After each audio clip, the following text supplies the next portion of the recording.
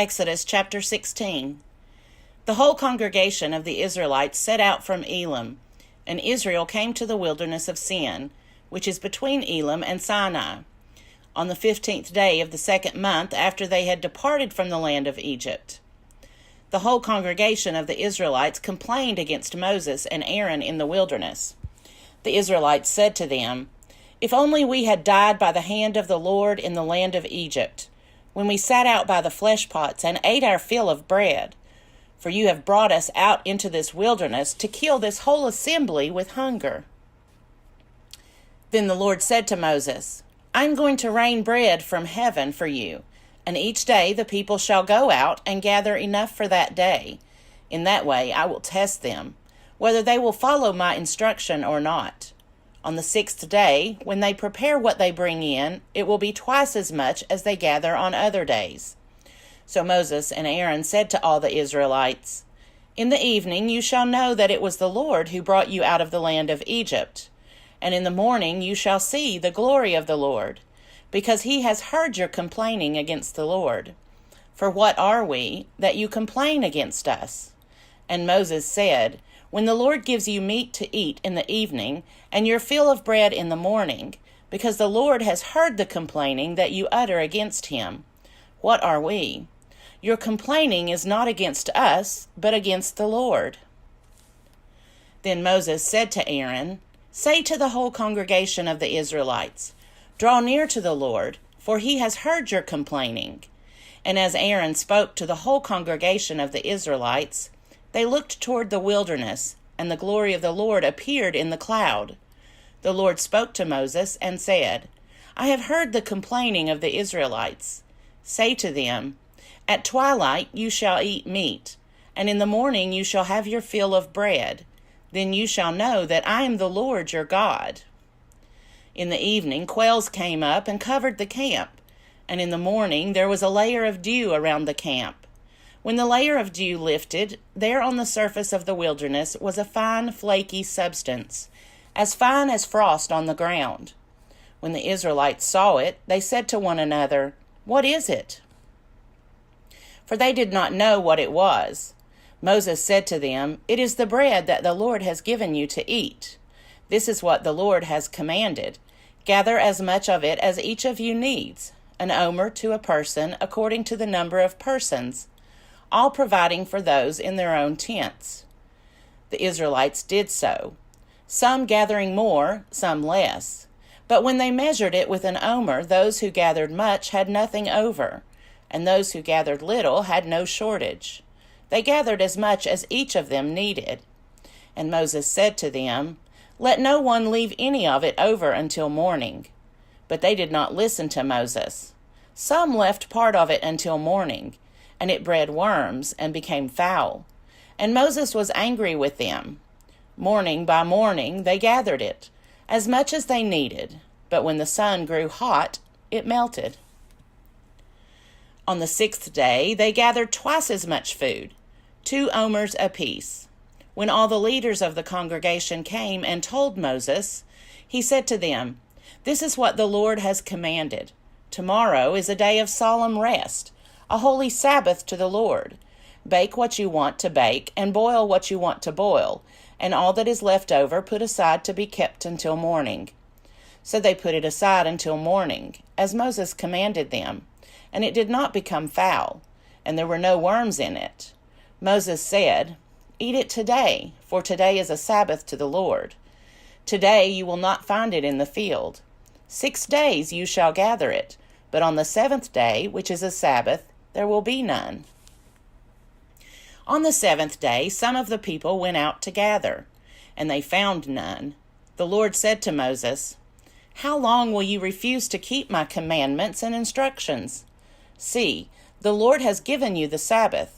Therefore, on the 6th day, he gives you food for 2 days. Each of you stay where you are. Do not leave your place on the 7th day."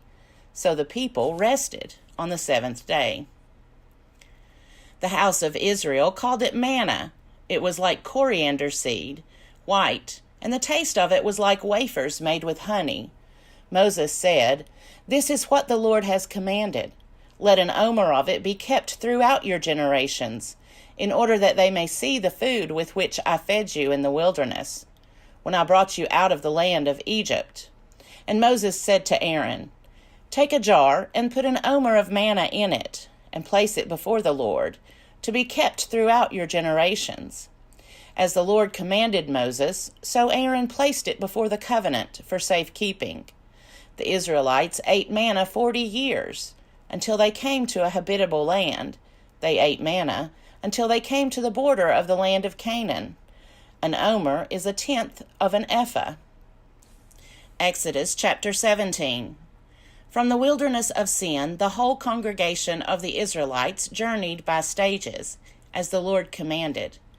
They camped at Rephidim, but there was no water for the people to drink. The people quarreled with Moses and said, Give us water to drink.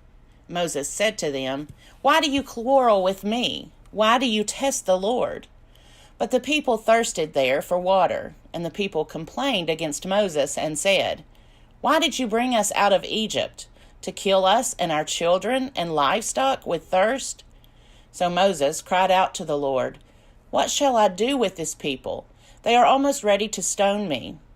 The Lord said to Moses, Go on ahead of the people, and take some of the elders of Israel with you.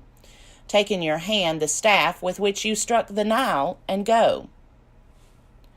I will be standing there in front of you on the rock at Horeb. Strike the rock, and water will come out of it, so that the people may drink. Moses did so in the sight of the elders of Israel. He called the place Massah and Meribah, because the Israelites quarreled and tested the Lord, saying, Is the Lord among us or not? Then Amalek came and fought with Israel at Rephidim. Moses said to Joshua, Choose some men for us and go out, fight with Amalek. Tomorrow I will stand on the top of the hill with the staff of God in my hand. So Joshua did as Moses told him, and fought with Amalek, while Moses, Aaron, and Hur went up to the top of the hill. Whenever Moses held up his hand, Israel prevailed, and whenever he lowered his hand, Amalek prevailed. But Moses' hands grew weary, so they took a stone and put it under him, and he sat on it. Aaron and Hur held up his hands, one on one side and the other on the other side, so his hands were steady until the sun set. And Joshua defeated Amalek and his people with the sword. Then the Lord said to Moses, Write this as a reminder in a book, and recite it in the hearing of Joshua. I will utterly blot out the remembrance of Amalek from under heaven. And Moses built an altar and called it, The Lord is my banner. He said, A hand upon the banner of the Lord. The Lord will have war with Amalek from generation to generation. Exodus chapter 18. Jethro, the priest of Midian, Moses' father-in-law, heard of all that God had done for Moses and for his people Israel, how the Lord had brought Israel out of Egypt. After Moses had sent away his wife, Zipporah, his father-in-law Jethro took her back, along with her 2 sons. The name of the one was Gershom, for he said, I have been an alien in the foreign land.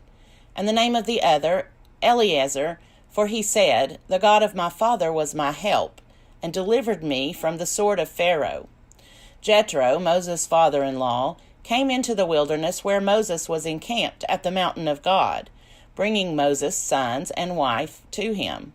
He sent word to Moses, I, your father-in-law Jethro, am coming to you, with your wife and her 2 sons. Moses went out to meet his father-in-law. He bowed down and kissed him. Each asked after the other's welfare, and they went into the tent.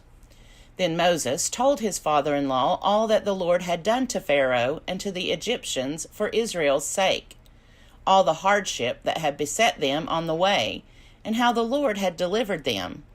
Jethro rejoiced for all the good that the Lord had done to Israel in delivering them from the Egyptians. Jethro said, Blessed be the Lord, who has delivered you from the Egyptians and from Pharaoh. Now I know that the Lord is greater than all gods, because he delivered the people from the Egyptians, when they dealt arrogantly with them. And Jethro, Moses' father-in-law, brought a burnt offering and sacrifices to God. And Aaron came with all the elders of Israel to eat bread with Moses' father-in-law in the presence of God.